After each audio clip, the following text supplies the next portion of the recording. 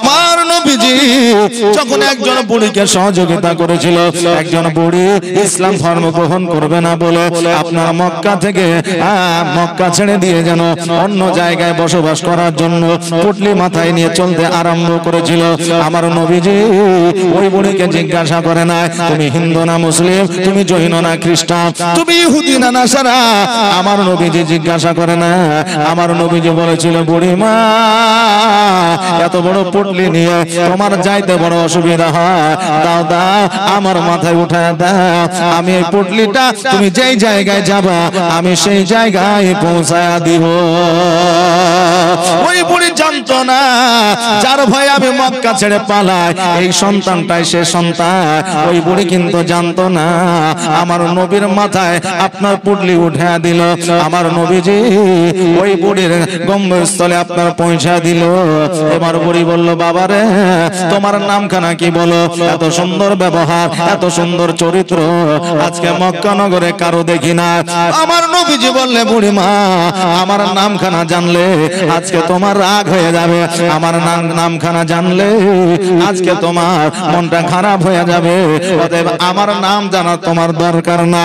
বুড়িমা বলল বাবা রে আমি এত বড় একটা পুটলি নিয়ে আমি মাথায় করে আসতেছিলাম, কত মানুষ ছিল কেউ একবারও বলল না তোমার পুটলিটা আমি পৌঁছায়া দিই, কিন্তু তুমি বললা পৌঁছায়া দাও। আজকে তুমি আমার পুটলিটা পৌঁছায়া দিলা, আজকে যতক্ষণ পর্যন্ত তোমার ঠিকানা অ্যাড্রেস না বলবা আমি তোমাকে ছাড়ব না। আমার নবীজি বলে বুড়ি মা আজকে মক্কা ছেড়ে আজকে তুমি যার ভয়ে আসতেছ, আজকে যার ভয়ে তুমি মক্কা ছেড়ে দিয়েছ, আজকে যার জন্য তুমি ভয় করতেছ, যে নতুন ধর্ম নিয়ে এসেছে ইসলামের প্রচার ও প্রসার করতেছে, ওই যুবকের ভয়ে তুমি মক্কা ছেড়ে দিয়েছ। ওই যুবক আর কেউ নয়, ওই যুবকই হলাম আমি। জোরে বলেন সুবহানাল্লাহ। আমি হলাম আব্দুল্লাহর বেটা, আমি হলাম মা আমিনার লাল, আমি আব্দুল মুত্তালিবের পোতা, আমার নাম হলো মুহাম্মদ। ওই বুড়িমা বলে সোনার চা এতদিন আমি অপরের মুখ থেকে শুনেছিলাম তুমি নাকি জাদুকর, তুমি নাকি নতুন ধর্ম নিয়ে এসেছো, তুমি নাকি ইসলামের প্রচার প্রসার করতেছো, আজকে তুমি নাকি মানুষকে মুসলমান বানিয়ে নিছো। বুড়িমা বলে শোনো রে আজকে তোমার চরিত্রে আমি মুগ্ধ হয়ে গেছি, আজকে তোমার ব্যবহারে আমি মুগ্ধ হয়ে গেছি। ও যুবক মুহাম্মদ আজকে তোমাকে ছেড়ে আমি আর কোথাও পালাবো না, আমি আর বেধর্মী হয়ে থাকবো না, দয়া করে তোমার কালেমা খালি আমাকে পড়ায়া না। সঙ্গে সঙ্গে আমার নবীজি কালেমা তাইয়্যিবা লা ইলাহা ইল্লাল্লাহু মুহাম্মাদুর রাসূলুল্লাহ সাল্লাল্লাহু তাআলা আলাইহি ওয়াসাল্লাম কালেমা খানি আমাকে পড়ায় না। আমার নবীজি সঙ্গে সঙ্গে কালেমা পড়ায় নিলেন।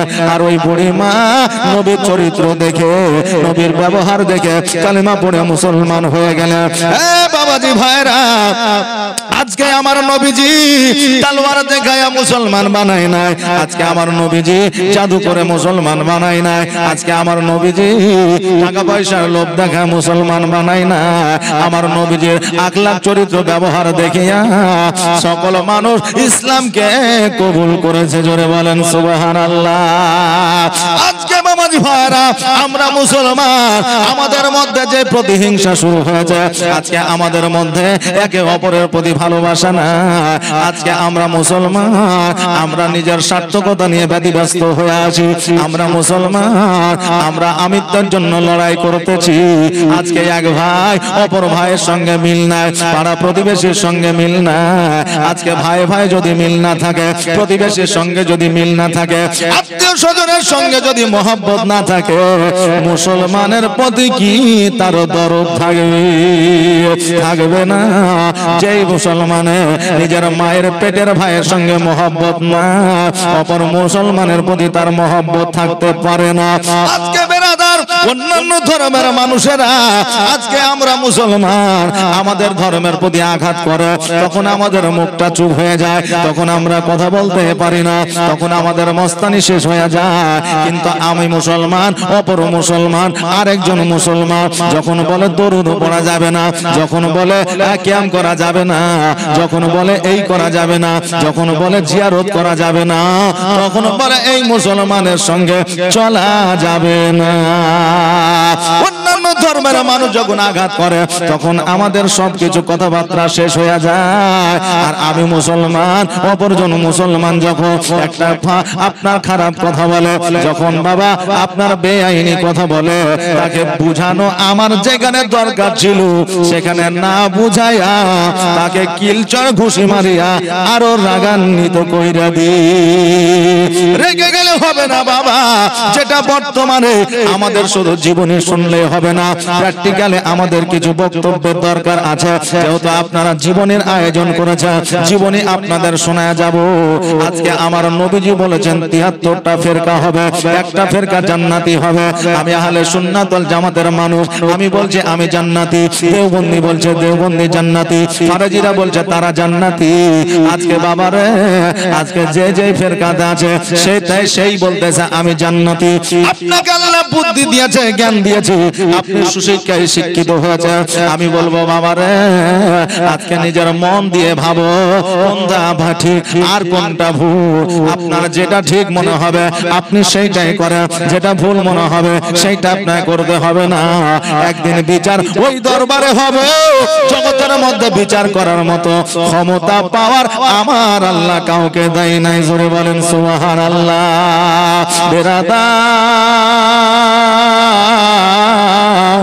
তবে আমাদের সাধারণত একটা জ্ঞান আছে, একটা বুদ্ধি আছে। কেউ যদি বলে দোয়া করা যাবে না, কেউ যদি বলে 40 চাহারুম করা যাবে না, কেউ যদি বলে কবর জিয়ারত করা যাবে না, কেউ যদি বলে কিয়াম করা যাবে না, কেউ যদি বলে দরুদ পড়া যাবে না।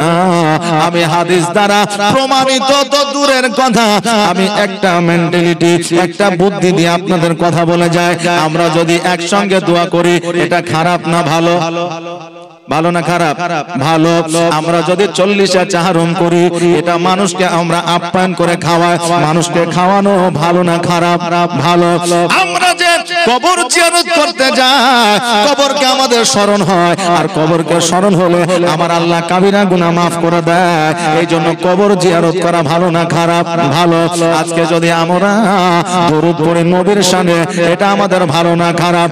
গুনাহ হোক আর আপনার পাপ হোক আর নেকি হোক, আমরা এই দিকে পরে যাব। কাজ যেটা করি সেটা ভালো না খারাপ? এটা হলো ভালো। প্রত্যেকটা মানুষই বলবে ভালো, ফারাজিও বলবে ভালো, আহলে হাদিসরাও বলবে ভালো, দেওবন্দিরাও ভালো বলবে ভালো, কিন্তু বলবে ওটা মুস্তাহাব, ওটা না করলে কোনো ক্ষতি নাই এটা বলবে, কিন্তু খারাপ এটা তারা বলবে না।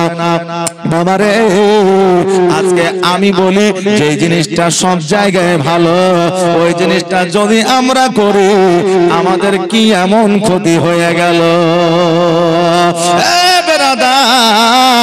একজন প্রশ্ন করেছিল সপ্তম আসমান ভেদ করা আমার নবীজি গেল মেরাজে, কোন জায়গাটা দরওয়াজা ছিল, কোন জায়গা কোন আসমানটা ভেদ করে গিয়েছিল?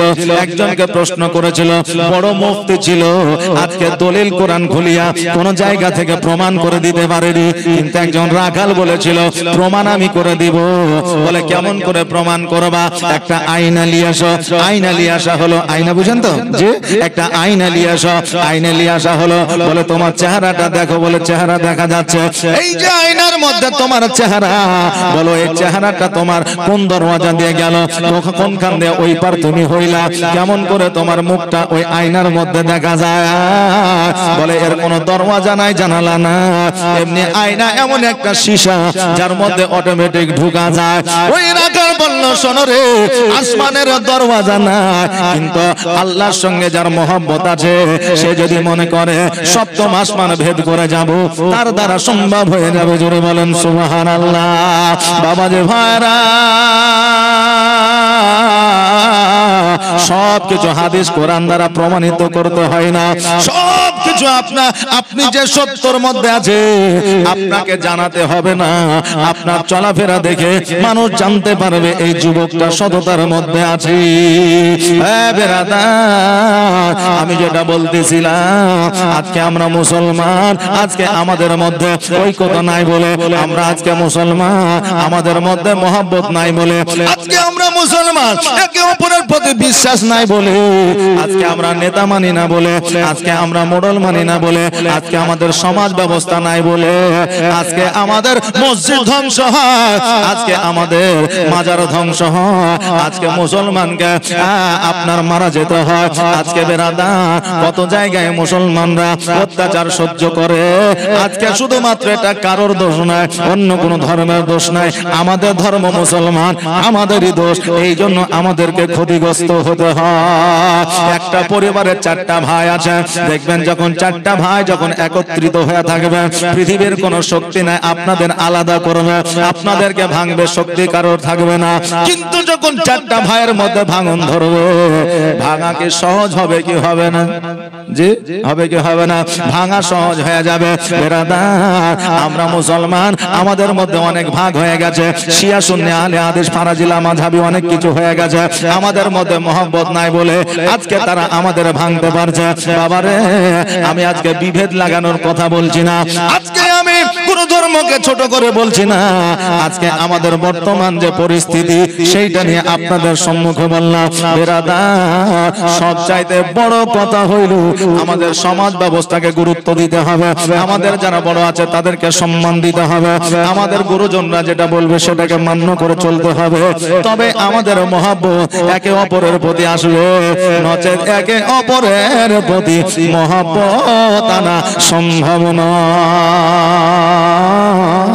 আজকে বেরাদার আমার দয়ার নবী মায়ার নবী সাল্লাল্লাহু তাআলা আলাইহি ওয়াসাল্লাম যখন বাবা 22 বছর বয়স, আমার নবীজি বলল আমির হামজা তিনার চাচা ছিল। নবী আমার বললেন, চাচা গো, আজকে আমার 22 বছর বয়স হয়ে গেছে, আমার জন্য একটা কাজ খোঁজা, আমার জন্য একটা কর্ম খোঁজা, আমি কাজ ও কর্ম করতে চাই। আমির হামজা বলল, ভাতিজা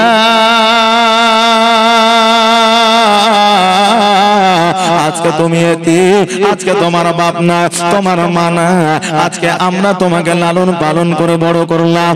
ও ভাতিজা মুহাম্মদ, আজকে এই বয়সে যদি তুমি কর্ম করো, আজকে এই বয়সে যদি তুমি কাজ করো, আজকে মক্কা নগরের মানুষরা বলবে, দেখ রে দেখ, আজকে মুহাম্মদের আব্বা নাই বলে, আজকে মুহাম্মদের মা নাই বলে আজকে তাকে কাজে কর্মে ব্যস্ত করে দিয়েছে। নবী আমার বলে, চাচা গো, আজকে 22 বছর বয়সে যদি কাজে নিযুক্ত না হয়, আমার উম্মাতিরা বলবে আমার নবীজি 22 বছর পর্যন্ত কাজকর্ম করে নাই, আমরাও কাজকর্ম করব না। ওগো চাচা, আজকে 22 বছর মানে যথেষ্ট বয়স হয়ে গেছে, আমি ব্যবসা করতে চাই, কাজকর্ম করতে চাই, এই সময় কাজ কোথায় পাওয়া যায় দেখে। আমির হামজা বলল, ভাতিজা, এই সময় খাদিজাতুল কুবরা রাদিয়াল্লাহু তাআলা আনহা নামে একজন মহিলা আছে, যে হলো সর্দারিনী, যে হলো রানী, যে হলো বাদশাহিনী। একটা নয়, দুইটা নয়, তিনটা নয়, চারটা নয়, 6টা রাজত্ব করে খাদিজা। তখন কিন্তু খাদিজা মুসলমান ছিল না, আমার নবীজিকে খাদিজা চিনত না, আমির হামজাকে চিনত না। তখন আমার খাদিজা রাজত্ব চালাইতো। আমির হামজা বলল, মুহাম্মদ, ওই খাদিজার কাছে দেখতে হবে কোন কাজ আছে কিনা, কোন কাজকর্ম পাওয়া যায় কিনা, ওই খাদিজার কাছে খোঁজ নিতে হবে। আমার নবীজি বলল, চাচা গো, একবার খোঁজ নিয়ে দেখেন কাজ কিছু পাওয়া যায় কিনা। আমির হামজা গুটি গুটি পায়ে খাদিজাতুল কুবরা ওনার কাছে গেলে, যাওয়ার পরে বলে, ওই আমাদের বাদশাহিনী, ওই আমাদের সরদারিনী, ওই আমাদের রানী, আজকে আমার একজন ভাতিজা আছে যার নাম হলো মুহাম্মদ, যার জগতে আব্বা নেই মা নাই, আজকে কিছু কর্ম করতে চায়, আপনার দরবারে কিছু কাজ আছে কি বলে, আমি সেই কাজে যুক্ত করে দিতে চাই। খাদিজা বলল, ও আমির হামজা, হামজা আমার বাড়িতে কোনো কাজ নাই, কোনো কর্ম না, প্রত্যেকটা কাজে সৈন্য নিযুক্ত আছে, আমার বাড়িতে কোনো কাজ না। তবে আমির হামজা আমার বাড়িতে একটা কাজ আছে, যদি তোমার ভাতিজা করতে পারে। বলে কি কাজ? বলে কাজটা হলো ছাগল বকরি চড়ানো। ছাগল বকরি চড়ানোর জন্য 4টা রাখাল ছিল, একটা রাখাল নাই, সব রাখাল পালিয়ে গেছে, কারণ তাদের দ্বারা ছাগলগুলো চড়ানো সম্ভব হচ্ছিল না। তোমার ভাতিজা যদি ওই ছাগলগুলো চড়াইতে পারে তবে তোমার ভাতিজাকে কাজে নিযুক্ত করে দাও। আমির হামজা বলল, ওই আমাদের রানী 22 বছরের যুবক, আজকে ওই ছাগলগুলো চড়াইতে পারবে না, অন্য কাজ যদি থাকে বলেন। বলে অন্য কাজ নাই। আমির হামজা বলল, তাহলে চলবে না, হবে না। আমির হামজা বাড়িতে আসলো, আমার নবীজি জিজ্ঞাসা করলো, চাচা গো আমার জন্য কি কোনো কাজের ব্যবস্থা হলো? আমার জন্য কি কোনো কাজ হলো?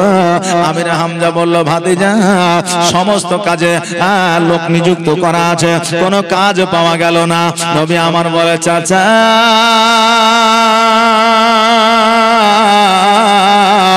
এটা আবার কেমন কথা? এত বড় রাজত্ব খাদিজা চালাইতেছে, আর একটা কাজ আমার জন্য পাওয়া গেল না। আমির হামজা বলল, ভাতিজা একটা কাজ ছিল, কিন্তু ওটা তোমাকে করতে হবে না, ওই কাজটা তোমার দ্বারা সম্ভব হবে না। আমার নবীজি বলল, চাচা কি কাজ? বলো ছাগল বাগল চড়ানো। আমার নবীজি বলল, চাচা গো আমি ওই কাজটাই করতে চাই, খাদিজাকে গিয়ে বলো। আমির হামজা বলল, ভাতিজা তুমি কি একাই ছাগল চড়াইতে পারবা? যেখানে 4টা রাখাল ছিল, ওই 4টা রাখাল না, তোমাকে একাই চড়াতে হবে। আমার নবীজি বলল, আমার দ্বারা সম্ভব হবে। আমার নবীজিকে লইয়া খাদিজা দরবারে আসলো। খাদিজাকে বলল, খাদিজা ওই আমাদের বাদশাহিনী আজকে নবীজি ছাগল বকরি চড়ানোর কাজ করতে চায়। খাদিজা বলল, এ যুবক, হে মুহাম্মদ, আজকে ওই ছাগলগুলা তোমাকে একাই চড়াতে হবে। দেখবে কোন ছাগল যাতে একটাও না হারায় যায়, ছাগলগুলো যেন অন্যের জমিতে না লাগে, একটা ছাগলের যেন পেট খালি না থাকে, প্রত্যেকটা ছাগলের যেন পেট পূরণ হয়ে যায়। নবী আমার বলে, এই আমাদের বাদশাহিনী রানী, আমি নবী কথা দিলাম, একটা ছাগলেরও পেট খালি থাকবে না, একটা ছাগল হারাবে না, সে দায়িত্ব হলো আমার। জোরে বলা যাবে না সুবহানাল্লাহ। খাদিজা বলল, মুহাম্মদ তবে আগামী কাল থেকে তুমি কাজে যুক্ত হয়ে যাও। আমার নবীজি বাড়িতে গেলে তারপরের দিন একটা ছোট্ট আশা বানালেন, একটা লাঠি বানালেন, আর লাঠিটা লইয়া আমার নবীজি ছাগলগুলা লইয়া যেন মাঠের দিকে চলে গেলেন। খাদিজা দাসীদেরকে ডাক দিয়া বলল, দাসীরে যে ছাগলগুলা 4টা রাখালে নিজে 4টা রাখালে সতর্ক করে রাখতে পারতো না, আজকে আমির হামজার ভাতিজা 22 বছরের যুবক, যার নুরানিময় চেহারা, যার বয়স হলো, যে হলো যুবক, আজকে ওই যুবক কেমন করে ছাগলগুলো চড়ায়, চলো আমরা ছাদের উপরে গিয়ে দেখি। আর যখন ছাগলগুলোতে ওই যুবককে জ্বালাবে, ওই যুবককে যখন বিরক্ত করবে, আমরা ছাদের উপর থেকে মজা নিব। দেখেন না, যখন গরুর দালালেরা 10টা 12টা গরু নিয়ে যায়, একটা গরু এদিকে যাচ্ছে, একটা ওদিকে যাচ্ছে, তখন এদিকে হেট হেট করছে, ওদিকে হেট হেট করছে, আমরা দাঁড়িয়ে দাঁড়িয়ে দেখি, ভালো লাগে, তাই না, মজা লি। তো খাদিজা বলছে, চলো আমরা ছাদের উপরে গিয়ে দেখবো আর মজা নিব। খাদিজাতুল কুবরা দাসীদেরকে লইয়া যখন ছাদের উপরে গেল, ছাদের উপরে যাইয়া আমার নবীকে যখন লক্ষ্য করে দেখছে, জানো ছাগলগুলো আপন আপন চড়তেছে, আর নবী আমার একটা বাবলা গাছের নিচে হাতের উপরে মাথা দিয়া যেন আমার নবী আরাম করছে। জোরে বলেন সুবহানাল্লাহ। খাদিজা বললে, দাসীরে এটা কি করে সম্ভব? আজকে আমার 4টা রাখালে ছাগলগুলো সামলাতে পারতো না, আর আজকে যুবক ছাগলগুলোকে ছেড়ে দিয়ে চুপ করে শুয়ে আছে, একটা ছাগলও বদমাইশি করে না, একটা ছাগলও বিরক্ত করে না, একটা ছাগলও কারো জমিতে যায় না। এরকম অলৌকিক দৃশ্য আজকে জীবনে আমি প্রথম দেখলাম, আগে কখনো দেখি না। হঠাৎ করে লক্ষ্য করে দেখছে, জানো আমার নবীজের মাথার উপরে একটা সাপ ফনা তুলে আপনার দাঁড়িয়েছে, খাদিজা বলতেছে সৈন্যরা আর করিও না, দেরি করিও না, জলদি করে যাও, আর যাওয়ার পরে ওই সাপটাকে তোমরা মেরে আসো। সকল সৈন্যরা লাঠি নিয়ে যখন ছুটতে আরম্ভ করেছে, আমার নবীর কাছে যখন পৌঁছে গেছে, আমার নবীজিকে যাইয়া বলছে এই জায়গায় একটা সাপ দেখলো। বলে কে দেখলো? বলে খাদিজা দেখলো। বলে তোমরা কি দেখেছো? বলেন না। যখন তোমরা সাপ দেখো না, তোমরা রাজ দরবারে ফিরে যাও, আমার কাছে কোনো সাপ না। খাদিজা তখন দেখলো আমি নিজ চোখে সাপ দেখলাম, আর তার কাছে সাপ নাই। এই কথা বলতেছে আজকের চাইতে বড় অলৌকিক দৃশ্য আর কিছু হতে পারে না। আমার খাদিজা ছাদের উপর থেকে নামলেন, নামার পরে গোসল বানাইলেন, খাওয়া দাওয়া করলেন, তারপরে আমার নবীজির দিকে লক্ষ্য করে আছে মোহাম্মদ কখন আসবে, আর তাকে জিজ্ঞাসা করব সাপ ছিল আমি দেখেছি, তুমি কেন দেখো না? এই কথাটা আমি বলবো, বলার জন্য খাদিজা দাঁড়িয়ে আছে।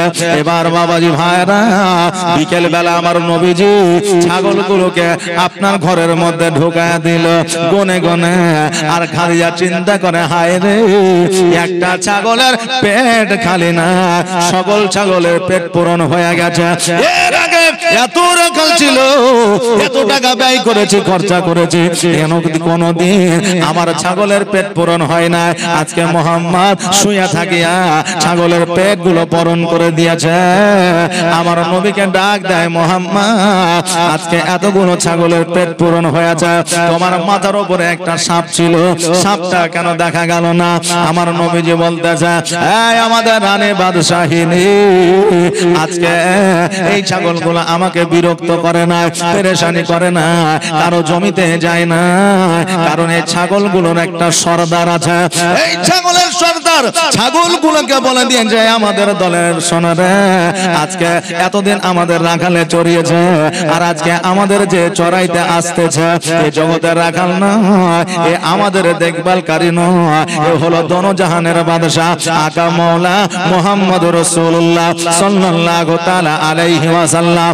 একে বিরক্ত করা যাবে না, কারণ একে বিরক্ত করিলে কাল কিয়ামতের দিনে জবাব দেওয়া যাবে না। এই জন্য ছাগলগুলো আমাকে বিরক্ত করে না। আর একটা কথা হইল, এই ছাগলগুলো যেই জায়গা চরণ করেছে ওই জায়গাতে আমার আল্লাহ আবার পুনরায় ঘাস তৈরি করে দিয়েছে। এই জন্য ছাগলকে অন্য জায়গায় যাওয়ার দরকার হয় না, এক জায়গায় চরণ করে, এক জায়গায় চরণ করে তাদের পেট পূরণ হয়ে গেছে। খাদিজা বলল শোনো রে, তোমার মাথার উপরে একটা সাপ দেখলাম। সৈন্যরা যখন গেল সাপ দেখা গেল না। আজকে ওই সাপের কি ব্যাপার?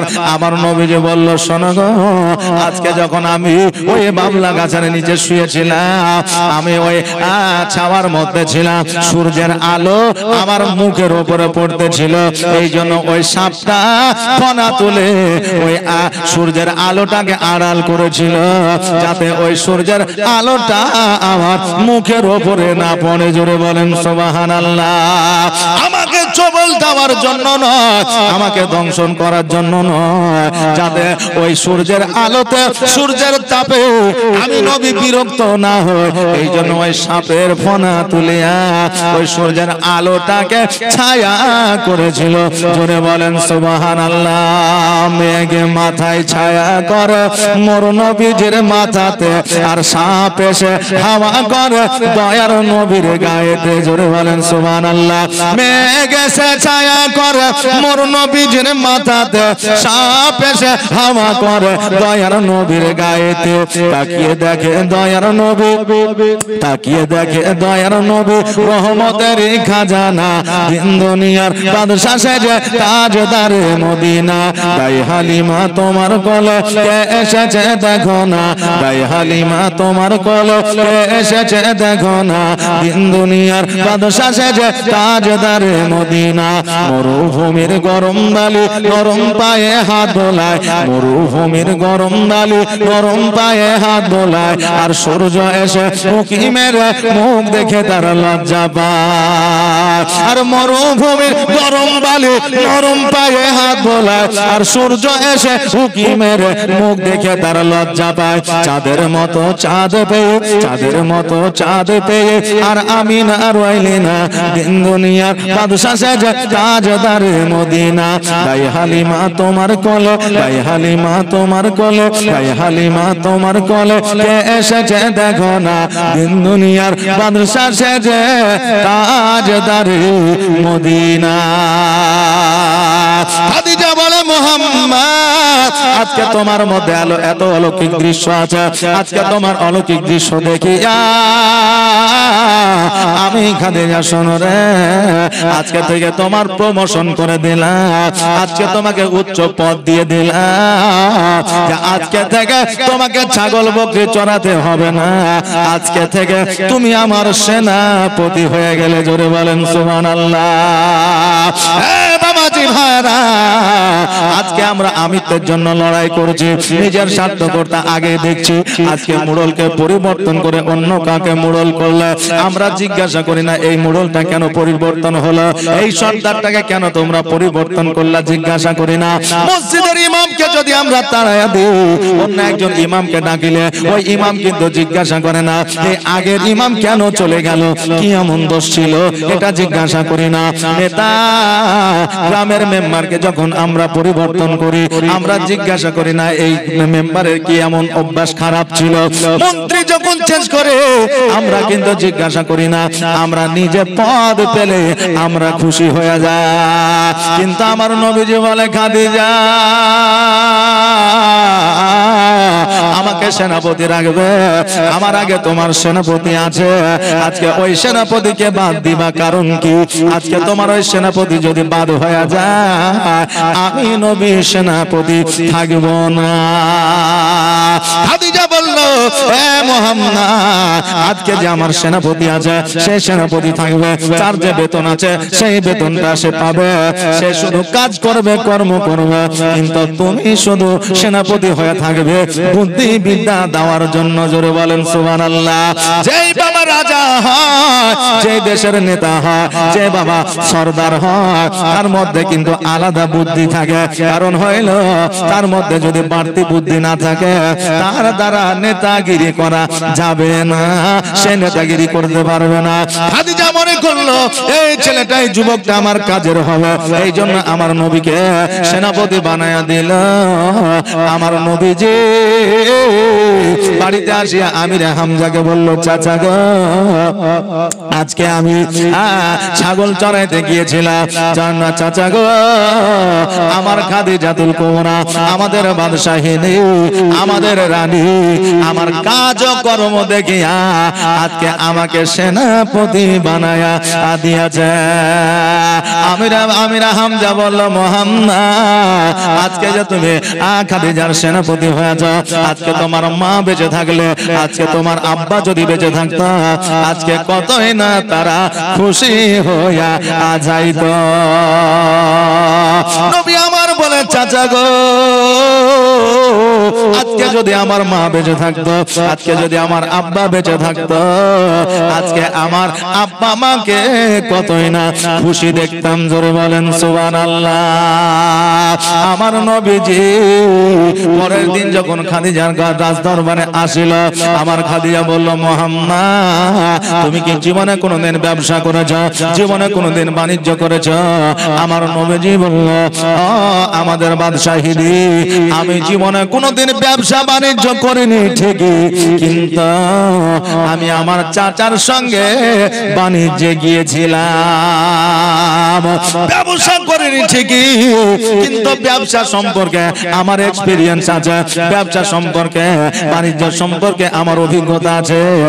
খাদিজা বলল মুহাম্মদ তবে আর দেরি নয়, দেরি নয়, মক্কা থেকে সিরিয়ার বুকে তোমাকে ব্যবসা বাণিজ্য করার জন্য যাইতে হবে। নবী আমার বলল কোনো অসুবিধা না, আমি চলে যেতে পারবো। খাদিজা বলল আগামী কালকে তোমার সমস্ত পোশাক আশাক বান্ধিয়া চলে আসবে, তোমার সঙ্গে উমাইয়াকে দিয়ে দেব, আর আমার কিছু সৈন্য থাকবে, তারা শুধু তোমার সঙ্গে থাকবে। আসল ব্যবসা তুমি করবে, আসল বাণিজ্য তুমি করবে, তোমার বুদ্ধিতে কাজ হবে। আজকে তাদের বুদ্ধিতে কাজ হবে না, তারা শুধু তোমাকে সহযোগিতা করার জন্য থাকবে। এখন বাবা অনেক ব্যবসা উঠেছে, আজকে বিরিয়ানির দোকান, চায়ের দোকান, আজকে বাবা কাপড়ের দোকান, আজকে বেরাদার আলু পটলের দোকান, কত কিছুর ব্যবসা উঠেছে। কোন ব্যবসার আপনার অভাব অনটন না। আজকে গ্রামে গঞ্জে বড় বড় স্টল খুলে দিচ্ছে, কিন্তু তখনকার আমলে ওই মক্কা নগরের মানুষেরা বাইরে গিয়ে আপনার চাদরের ব্যবসা করত, কম্বলের ব্যবসা করত। আমার নবীজিকে আপনার চাদর কিনে দিলেন, আর তারপরের দিন আমার নবীজি সমস্ত চাদর গুলো নিয়ে উটের পৃষ্ঠে তুলে নিয়ে যেন সিরিয়ার দিকে রওনা হয়ে গেলে, এইদিকে উমাইয়াকে ডাক দিয়া আমার খাদিজা বলল শোনো রে, আজকে আমার মোহাম্মদের কাজ হলো ব্যবসা করা, আর তোমার কাজ হলো ওই মোহাম্মদ যেমন করে ব্যবসা করবে আর তার মধ্যে যে অলৌকিক দৃশ্যগুলো হবে, সমস্ত অলৌকিক দৃশ্যগুলো তুমি খাতার মধ্যে উঠাইয়া রাখবে, আর আমাকে আসিয়া তুমি শোনাবে। এটাই হলো তোমার আসল কাজ, আর নবীর কাজ হলো ব্যবসা করা। নবীজি আমার সকল সৈন্যদের লইয়া উটের পৃষ্ঠে চাপিয়া সিরিয়ার দিকে যেন রওনা হয়ে গেলে, কিছু দূর যাওয়ার পরে ডান দিকে একটা রাস্তা, বাম দিকে একটা রাস্তা, পেছনে একটা রাস্তা। এবার বলল এ উমাইয়া কোন রাস্তা হইয়া যাবা? আমার উমাইয়া বলল ডান দিকে রাস্তা হইয়া। নবী আমার বলল না না না, সামনে রাস্তা দিয়া যাব। উমাইয়া সৈন্যরা বলল এ মুহাম্মদ, সামনে দিয়া তো কোনো রাস্তা না, বহুদিন আগে রাস্তা ছিল, সেটা বন্ধ হয়ে গেছে, গাছ বেরিয়ে গেছে, ওই জায়গায় লতা পাতা জড়িয়ে গেছে, রাস্তা তো নাই, যাওয়া যাবে না। আমার নবী বলল আমি যেটা জানি তোমরা জানো না, তোমরা আমার পেছনে পেছনে আসো, আমি সামনের দিকে আগা।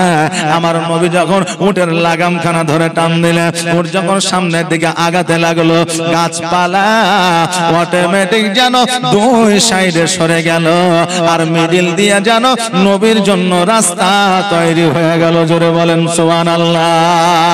কিছু দূর যাওয়ার পরে দেখতে যেন হাজার হাজার উট ওই জায়গায় যেন পড়ে আছে, কোন উটের পা নাই, কোন উটের যেন আপনার শরীর সুস্থ না, কারো আপনার কোন উট যেন অন্ধ হয়ে গেছে, কোন উটের পায়ে যেন ঘা হয়ে গেছে। যত উট অসুস্থ হয়ে গেছে তাদের মালিকেরা ওই জঙ্গলে ফেলে এসেছে।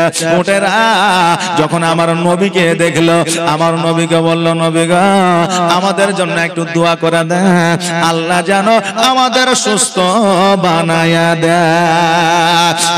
বাবাজি ভাইরা, আমার নবীজি সবার ভাষা বুঝতো, চাহে জীব হোক জন্তু হোক যাই হোক না কেন, আমার নবীজি সকলের ভাষা বুঝতে পারতো, সকলের ভাষা আমার নবীজি বলতে পারতেন। আমার আল্লাহ দরবারে হাত দুখানে তুলে আল্লাহ গো, আজকে সমস্ত ওট গুলোকে তুমি সুস্থ বানায় দাও। আমার আল্লাহ বলে হবে, আজকে আপনার দোয়া ফিরায় দিব না, কালকেও ফিরায় দিব না, কিয়ামত পর্যন্ত ফিরায় দিব না। জোরে বলেন সুবহানাল্লাহ। আজকে যাও যাও হাবিব গো, আজকে তোমার দুয়ার ওসিলা, আজকে তোমার দুয়ার বাদৌলতে আমি সকল উটকে সুস্থ বানায়া দিলাম। সকল উটগুলা আমার নবীর পায়ের তলায় যেন চুম্বন করে সকলে সুস্থ হয়ে আপন আপন মালিকের বাড়ি ফিরে গেল। আর আমার নবীজি যেন সামনের দিকে চলতে লাগলো, আর এইদিকে উমাইয়া খাতার মধ্যে যেন সব কিছু নোট করে নিল। তোমার মতো এত ভালো, তোমার মতো এত ভালো কেউ তো আমায় বাসে না, তাই তো নবী আমি তোমার দিওয়ানা। জোরে বলেন সুবহানাল্লাহ। নবীর যদি দিওয়ানা হয়ে যায়, কবরে শান্তি পেয়ে যাব, তুলসিরাত পার হয়ে যাব, হাউজে কাউসারের পানি পান করিব শুধু নবীর মহব্বতে আমরা সব জায়গায় পরিত্রাণ পেয়ে যাব। এখন আপনি বলতে পারেন হুজুর গো নবীর মহব্বতে কি সব জায়গায় পার হওয়া যায়? নামাজ নাই, রোজা নাই, দাড়ি নাই, টুপি নাই, পাঞ্জাবি নাই, কেমন করে পার হবে? আজকে যখন একটা যুবক একটা যুবতীকে যখন প্রেম করে আই লাভ ইউ বলে, যখন যুবতী 14 ফেব্রুয়ারি বলে আমার জন্য ক্যাডবেরি নিয়ে আসবা, বাজারে সব চাইতে যেটা দামি ক্যাডবেরি সেটা নিয়ে যায়, যায় না? যখন আপনার যুবতী বলে এই আমার প্রেমী অমুক পার্কে চলে আসো, চলে যায়। কারণ এখনকার প্রেম হলো আলাদা, পার্কে না গেলে তাদের প্রেম হয় না। এই সামান্য জগতের প্রেমিক প্রেমিকার কথায় যদি এত কাজ করতে পারি, নবীর সঙ্গে প্রেম তখনই হবে। মুখে যতই বলি না কেন নবীকে ভালোবাসি, ততক্ষণ পর্যন্ত ভালোবাসা হবে না যতক্ষণ পর্যন্ত নামাজ পড়তে না পারবো, যতক্ষণ পর্যন্ত রোজা করতে না পারবো। কারণ আমি যদি আমার বাপ মাকে ভালোবাসি, বাপ মা যেটা বলবে সেটাই শুনবো। আমি যদি আমার স্বামীকে ভালোবাসি, স্বামী যেটাই বলবে সেটাই শুনবে। আর স্বামীর প্রতি মহব্বত না থাকলে স্বামী তুমি যেটাই বলেছো বলো, আমি কান দিব না, বলবে কি বলবে না? মহব্বত থাকলে সবকিছু সব কথাই শুনবে। নবীর প্রতি যদি মহব্বত থাকে তার দ্বারা নামাজ কাজা হবে না। নবীর প্রতি যদি মহব্বত থাকে তার দ্বারা রোজা কাজা হবে না। নবীর প্রতি যদি মহব্বত থাকে তার দ্বারা দাড়ি কাটা হবে না। নবীর প্রতি যদি মহব্বত থাকে বাপ মাকে দুঃখ দেওয়া হবে না। নবীর প্রতি যদি মহব্বত থাকে খারাপ পথের প্রতীক হবে না। আর নবীকে যতই বলো ভালোবাসে ভালোবাসে, নবীর পথে না চলিলে পূর্ণাঙ্গ মহব্বত নবীকে করা হইল না। নবীকে ভালোবাসলে সঠিক পথের প্রতীক হইয়া যাব, আর কাল কিয়ামতের দিনে নবীর সঙ্গে জান্নাতে যাব। জোরে বলেন সুবহানাল্লাহ। এই জন্য বলছে তোমার মতো এত ভালো, তোমার মতো এত ভালো কেউ তো আমায় বাসে না, তাই তো নবী আমি তোমার দিওয়ানা, তাই তো রাসূল আমি তোমার দিওয়ানা। ও কি শুনেছি কিতাবের লেখা, নবী ছাড়াই আমার জীবন ফাঁকা গো। ও কি শুনেছি কিতাবের লেখা, নবী ছাড়াই আমার জীবন ফাঁকা গো। নবীজিকে ভালো না বাসিলে, নবীজিকে ভালো না বাসিলে আল্লাহ পাওয়া যাবে না, তাই তো নবী আমি তোমার দিওয়ানা। তোমার মতো এত ভালো, তোমার মতো এত ভালো কেউ তো আমায় বাসে না, তাই তো নবী আমি তোমার দিওয়ানা। ও বাবা দে ভাইরা,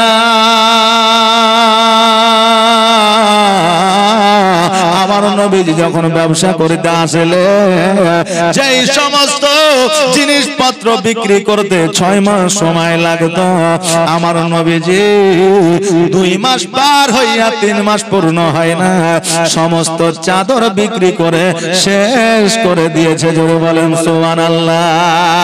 তবে 2 ডবল মুনাফা লইয়া আমার নবীজি জিনিসপত্র সেল করেছে, ডবল লাভ করেছে। এবার আপনি বলবেন হুজুর গো শরীয়ত মতে কি ডবল 3 ডবল ডবল লাভ করা যায়? হ্যাঁ বেরাদার, লাভ করা যায়, তবে মিথ্যা কথা বলে নয়। আপনি 1 টাকায় কিনেছেন, আপনি বলবেন 100 টাকায় কিনেছি, 101 টাকায় দিয়েছি, তাহলে ওই ব্যবসা করা হারাম।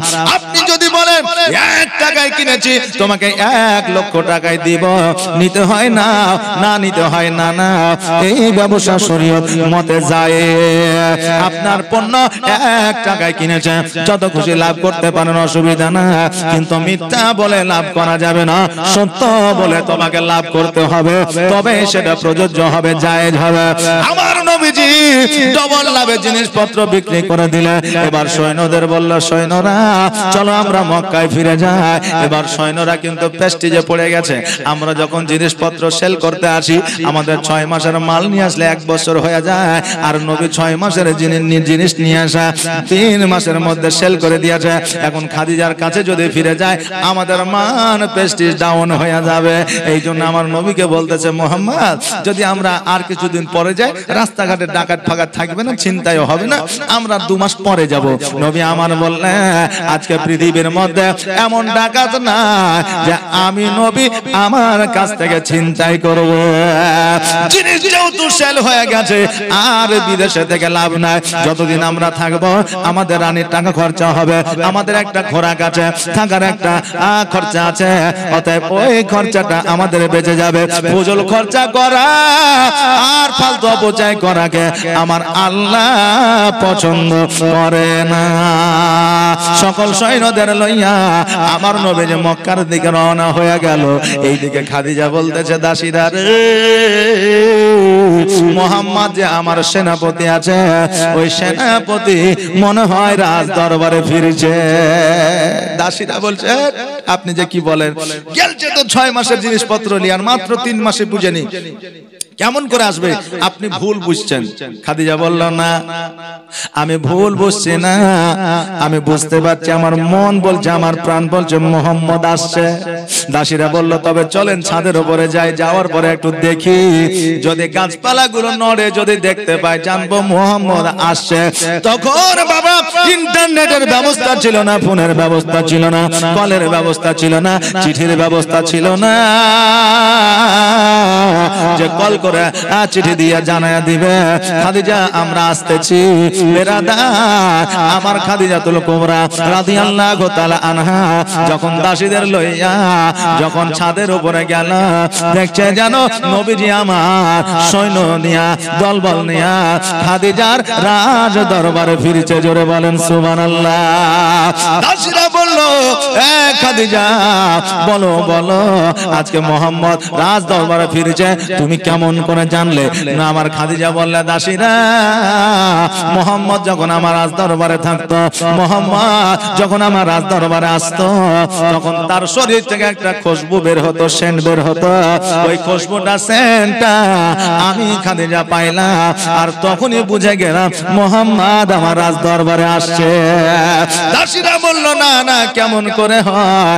আজকে আমরা শুনেছি একজন অপরজনকে যদি মহব্বত করে, প্রেম করে, ভালোবাসে, তার মনের খবর সে বুঝতে পারে, আইডিয়া করতে পারে, অনুমান করতে পারে। খাদিজা, আজকে তুমি মুহাম্মদের প্রেমে পড়েছো। জোরে বলেন সুবহানাল্লাহ। খাদিজা বলে, দাসীরা শোনো রে, আমি একটা নয়, দুইটা নয়, 3টা স্বামী হারিয়েছি। প্রথম বিবাহ করলাম, স্বামী ইন্তেকাল করলো। দ্বিতীয় বিবাহ করলাম, স্বামী ইন্তেকাল করলো। তৃতীয় বিবাহ করলাম, স্বামী ইন্তেকাল করলো। আমি নিয়াত করেছি আর জীবনে বিবাহ করব না। খাদিজা আমার নবীর প্রেমে পড়েছে, এ খাদিজা নিজেই জানতে পারে না। বাবা, প্রেম মহব্বত এমন একটা জিনিস যে কারো প্রেমে পড়লে নিজেও সে জানতে পারে না। তবে বেরাদার, এখনকার মহব্বত আর আগেকার মহব্বত না। আগে মহব্বত ছিল আলাদা, এখন মহব্বত হচ্ছে আলাদা। আগে মহব্বত হয়তো বিয়ের আগে, আর এখন মহব্বত করে আর নারী পুরুষ বিয়ের পরে। বিয়ে করার পরে পরকীয়া যুক্ত হয়েছে বলে স্বামী ছাড়া ওকে ভালো লাগে, আর স্ত্রী ছাড়া ওই মেয়েটাকে ভালো লাগে, বুঝলেন না? বিয়ের পরে এখন প্রেম হচ্ছে, আর আগে বিয়ের আগে প্রেম হতো। হ্যাঁ বেরাদার, আজকে আমাদের ভালোবাসা আর আগের ভালোবাসার মধ্যে পার্থক্য আছে। আপনাকে একটা প্রমাণ দিয়ে দিই। আমি একজনের মোটরসাইকেলে যাচ্ছি, প্রোগ্রাম করে মোটরসাইকেলে যাচ্ছি, বলে একটু রেখে আসো। এবার যখন আমাকে রাত্রে 2টার সময় রেখে আসতে গেল, আপনার মোটামুটি 20 থেকে 25 মিনিটের রাস্তা, একজন ফোন করছে, হ্যাঁ বলো। তো বলছে কি করছো? অনুমান করলাম, আইডিয়া করলাম, বলছে কি করছো? বলে গাড়ি চালাচ্ছে, ফোন রাখো, ফোন করার টাইম পাও না। আমি বুঝতে পারলাম নিশ্চয়ই তার বাড়ি আলি, কারণ এত রাত্রে বেলায় কে তারা খোঁজ নেবে নাকি? আর এরকম করে সবাইকে তো বলবে না, বন্ধুকেও বলবে না।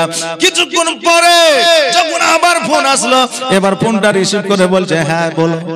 বলছে ও হয়তো বলছে কি ব্যাপার ব্যস্ত, বলছে না ব্যস্ত নাই, বলো কোনো অসুবিধা নাই। সারা রাস্তা গাড়ি চালানো, তার সঙ্গে বকার বকার করলো। আমি বুঝতে পারলাম এই মেয়েটা হলো পরনারী, আর আগে যে ফোন করেছিল সেটা হলো নিজের নারী। কারণ এখন যুবকদের নিজের স্ত্রীর কথা ভালো লাগে না, অসহ্য লাগে, আর পরের স্ত্রীর কথা শুনতে তার মিষ্টি লাগে। কথা বলতেন না? হ্যাঁ বাবা, এই জন্য আমি প্রথমেই বলেছি আমরা হারামে আসক্ত হয়ে গেছি। হারামটা আমাদের ভালো লাগে, হালালটা আমাদের ভালো লাগে না। ও বেরাদা, আজকে আমার খাদিজা প্রেমে পড়েছে, আমার খাদিজা নিজেই জানে না। খাদিজাতুল কুবরা রাদিয়াল্লাহু তাআলা আনহা নিচে গেলে আমার নবীজি প্রবেশ করলেন। আমার নবীজি প্রবেশ করার পরে টাকা পয়সা গুলো খাদিজার হাতে উঠাইয়া দিলেন। খাদিজা 1% লাভ লইয়া আর 1% লাভ আমার নবীর হাতে উঠাইয়া দিলেন। নবী আমার বলে, এই আমাদের বাদশাহিনী, এতগুলো টাকা আমি কি করব? এত বেতন, এত স্যালারি তো আমার নয়। খাদিজা বলল, এ মুহাম্মদ, এত সুন্দর বাণিজ্য ব্যবসা আমার কোন সৈন্য পারে না। আজকে এত সুন্দর ব্যবসা তুমি করেছো, ডবল লাভ দিয়েছ, এই জন্য 1% লাভ আমি তোমাকে উপহার দিয়ে দিলাম। নবী আমার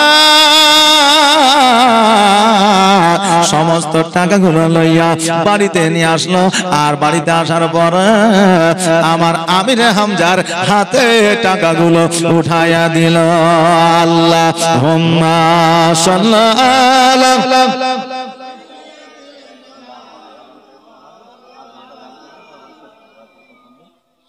ওয়ালা আলা সাইয়্যিদিনা মাওলানা মুহাম্মদ। আমিরে হামজা বলে, ভাতিজা, আজকে তোমার উপার্জন করা টাকা, আজকে তোমার বেতনের টাকা আমার হাতে কেন দিছ? আমার নবীজি বলে, চাচা গো, আমার জীবনের উপার্জন, প্রথম উপার্জন করা টাকা, জীবনে আমার প্রথম বেতন পাওয়া টাকা, আজকে যদি আমার মা বেঁচে থাকতো, আজকে যদি আমার আব্বা বেঁচে থাকতো, আমি আব্বা মায়ের হাতে উঠে দিতাম। আমার আব্বা মা কতই না খুশি হইতো। ওগো চাচা, আজকে যেহেতু আমার আব্বা মা জগতের মধ্যে না, এই জন্য চাচা গো, আজকে লালন পালন করে তোমরা আমাকে বড় করেছ, এই জন্য আমার জীবনের প্রথম রোজগার করা টাকা আমি তোমার হাতে উঠাইয়া দিলাম। জোরে বলেন সুবহানাল্লাহ। আজকে আমার জীবনের প্রথম রোজগার আজকে আমি তোমার হাতে উঠাইয়া দিলাম।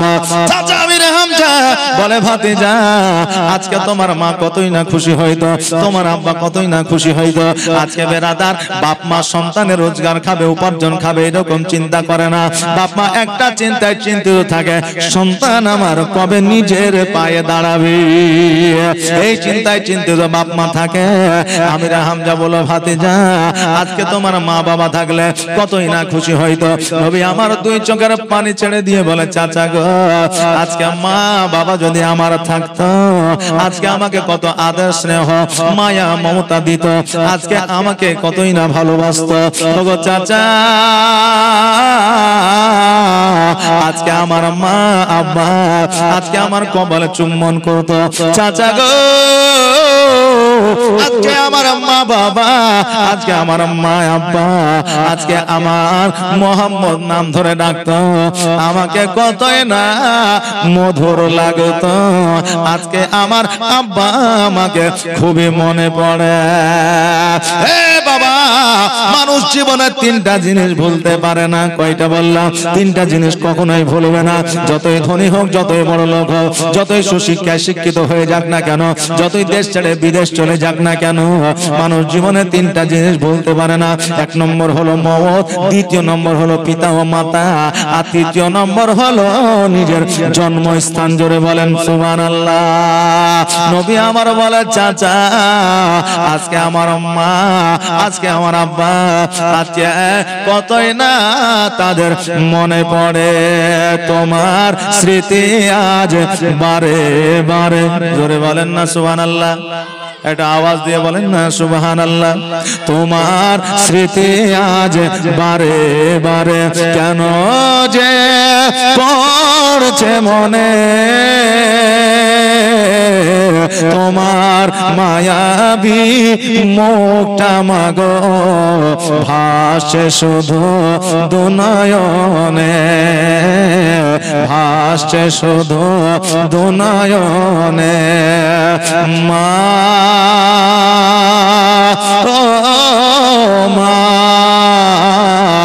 দেখা কি আর হবে না, ফিরে কি আর আসবে না। মা ও মা ফিরে কি আর আসবে না, দেখা কি আর হবে না। আদর সোহাগার ভালোবাসায় ভরিয়ে দিতে মাগো তুমি আমায়, আজ তুমি কোথায় হারিয়ে গেলে, আজ তুমি কোথায় হারিয়ে গেলে, একবার কি আমায় পড়ে না মনে, তোমার স্মৃতি আজ বারে বারে কেন যে পড়ছে মনে, তোমার মায়াবী মুখটা মাগো ভাসছে শুধু দুনয়নে, ভাসছে শুধু দুনয়নে। মা ও মা ফিরে কি আর আসবে না, দেখা কি আর হবে না। এইদিকে খাদিজাতুল কুবরা রাদিয়াল্লাহু তাআলা আনহা উমাইয়াকে ডাক দেয়া বলল, উমাইয়া বলো বলো নবীর অলৌকিক দৃশ্যগুলা বলো। উমাইয়া উটকে ভালো করার দৃশ্য বলল, নিজে নিজে রাস্তা তৈরি হওয়ার দৃশ্যটা বলল, আর আপনার 3 মাসের মধ্যে সমস্ত জিনিসপত্র আপনার বিক্রি করে দেওয়ার অলৌকিক দৃশ্যটা বলল। খাদিজা যেন আরো নবীর প্রতি মহব্বত বেড়ে গেল। জোরে বলেন সুবহানাল্লাহ। দেখবেন কেউ যখন কাউকে পছন্দ করে, তার নাম তার সুনাম শুনলে তাকে ভালো লাগে, লাগে না বাবা? তার সুনাম শুনলে তাকে ভালো লাগে। আমার খাদিজা যখন কথাগুলো শুনলে, আমার খাদিজা যেন মিজকে হাসি দিলে। দাসীরা বলল, খাদিজা আজকে তোমার মিজকে হাসি দেখে বোঝা যায় আজকে তুমি নবীর প্রেমে তুমি পাগল হয়েছ, আজকে নবীর প্রেমে পাগল হয়েছ বইলা আজকে এতগুলা টাকা তুমি নবীকে উপহার দিয়েছো। জোরে বলেন সুবহানাল্লাহ।